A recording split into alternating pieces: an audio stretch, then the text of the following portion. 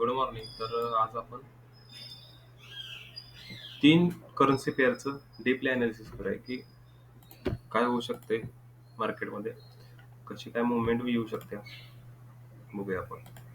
जर युरो जेपीवाय आपण बघितलं तर युरो जेपीवाय ऑल टाइम हाय पाशी ऑल टाइम हायला ब्रेक करून वर सस्टेन झाला नाही 6 मंथमध्ये. 3 मंथमध्ये बघितलं तर सेम स्ट्रक्चर, खालून बाईंग आले, पण ज्या पॉईंट पासून मार्केटमध्ये म्हणजे रेजिस्टन्स ऍक्ट झाला होता, म्हणजे ज्या पॉईंटला मार्केटनं फॉल दिलेला त्याच पॉईंट पाशी येऊन मार्केट एक कन्सोलिडेट रिॲक्ट करते, म्हणजे कन्सोलिडेशन करते.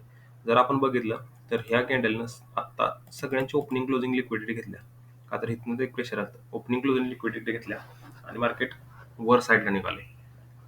याचा अर्थ असा आहे की मार्केटमध्ये बाईंग येऊ शकते अजूनही, म्हणजे इथून एक ऑल टाइम हाय बनू शकते नवीन. जर मंथली टाइम फ्रेमवर आपण जर बघितलं तर बघा इथं दिसते नीट की ह्या पॉईंटनं लिक्विडिटी घेतल्या आणि मार्केट वर सस्टेन व्हायला लागले, व प्लस ईएमए पण आहे सपोर्टला आणि मार्केटचा ट्रेंड बुलिश आहे. वीकली टाइम फ्रेमवर जर आपण गेलो तर थोडस असं ऑल टाइम हाय आहे. वीकलीवर जर गेलो तर आपण हा फॉल इग्नोर करू शकत नाही, त्यामुळे फॉलला जर आपण पकडलं तर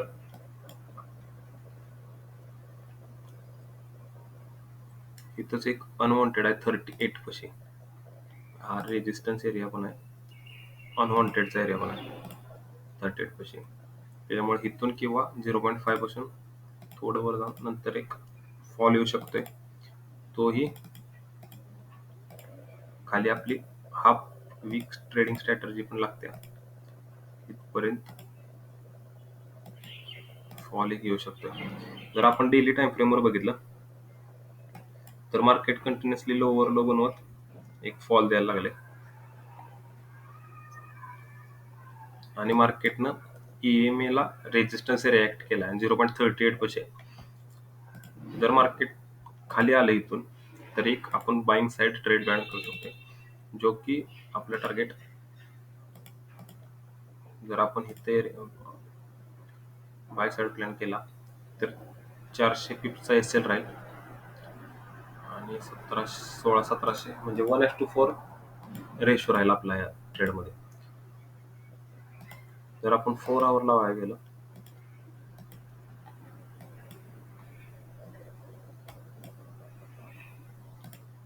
तर मार्केटमध्ये लोअर लो बनवतात आणि या सपोर्ट पासून मार्केट हायर हाय बनवायला लागले.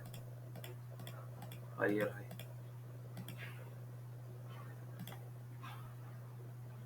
ह्या या हायनं ह्या कंपॅरिझन जर लो बनवला तर मार्केट इथून अजून लोअर लो खाली येऊ शकते आणि आपल्याला जो पॉईंट पाहिजे हाफ वीकचा तिथून एक मार्केटमध्ये आपण येऊ शकते.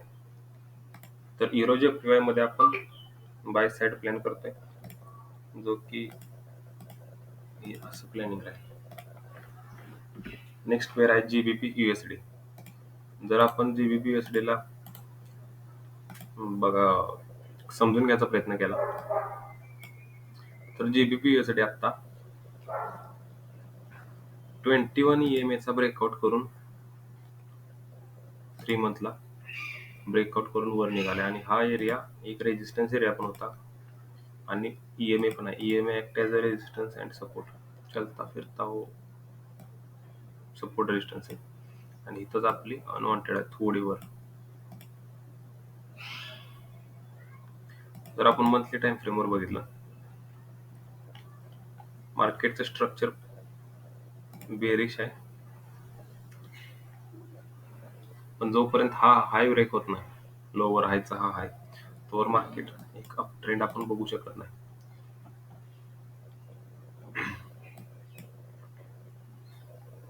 मार्केटमध्ये एक हायर स्ट्रक्चर फॉर्म व्हायला लागले, बट बघूया मंथली मध्ये काय एवढं खास नाही. जर आपण वीकली मध्ये बघितलं तर वीकली मध्ये मार्केट स्लोप न वर निघाले.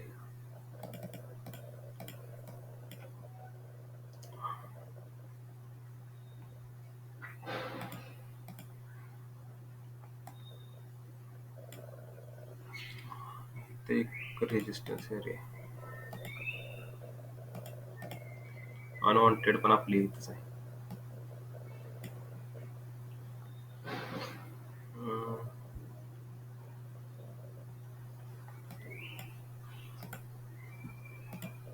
प्लस मार्केट हायर हाय स्ट्रक्चर करत वरच्या साईडला निघाले. खालून ईएमएचा पण सपोर्ट आहे. डेली मध्ये आपण बघायला गेलो तर एक हा जर हाय ब्रेक नाही गेला तर एक थोडं डाऊन मूव आपण बघू शकतो. जीबीपीएसडी मध्ये आता तरी कन्फ्युजिंग आहे. बघूया काय होतंय.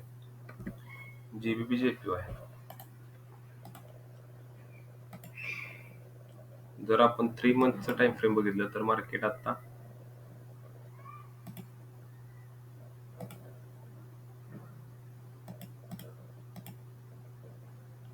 ह्या एरियापाशी आहे, जी की आपण ओपनिंग क्लोजिंग म्हणू शकतोय.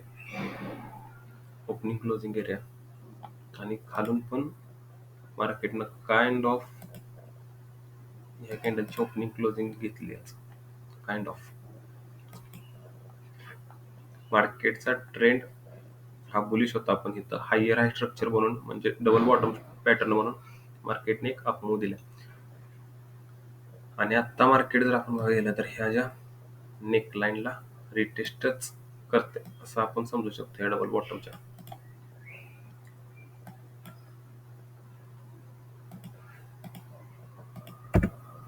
जर आपण मंथली टाइम फ्रेमवर बघायला गेलो तर मंथली टाइम फ्रेम मध्ये सेम स्ट्रक्चर युरो जेपीवायचं जे स्ट्रक्चर आहे सेम स्ट्रक्चर जीबीपी जेपीवायचं पण आहे. मार्केट एक हायर हाय बनवत वर निघाले आणि मार्केटनं ओपनिंग क्लोजिंग लिक्विडिटी घेऊन प्लस ईएमएचा सपोर्ट घेऊन मार्केट वर निघाले. इथं आपण हाफ वीक ट्रेडिंग स्ट्रॅटेजी वापरून आपण एक एंट्री प्लॅन करू शकतोय. जर आपण मंथली प्रमाणे जर केले हाफ वीक, अजून कॅन्डल रनिंग आहे, अजून क्लोज झालेलं नाही.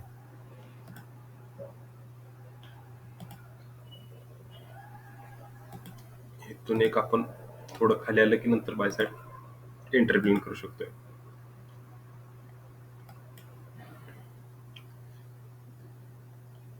स्ट्रेट फॉल मार्केटचं डायरेक्शन चेंज करू शकत नाही. मार्केटला जर फॉल करायचा असेल तर मार्केटला लोवर लो पॅटर्न बनवावा लागतो. लोवर लो एक स्ट्रेट फॉल मार्केटचं डायरेक्शन चेंज करू शकत नाही. आता जर आपल्याला एंट्री प्लॅन करायला गेलो तर आपण हा फॉल आलाय तर इथून एक थोडंसं जर इथून जर बघितलं आपण तर सेम 38% पाशी आहे. इथनं थोडं खाली येऊ शकते. हा पॉईंट पाशी आल्यावर किंवा इथून थोडं खाली आल्यावर एक एंट्री आपण प्लॅन करू शकतोय आणि एक असं टार्गेट ठेवू शकतो. ह्याच्यामध्ये आपला एस एल राहील ह्या पॉईंट पासून जर आपण पकडलं तरी 600 पिप्सचा आणि टार्गेट राहील ऑलमोस्ट 2200, म्हणजे 1:3चा रेशिओ यात राहील.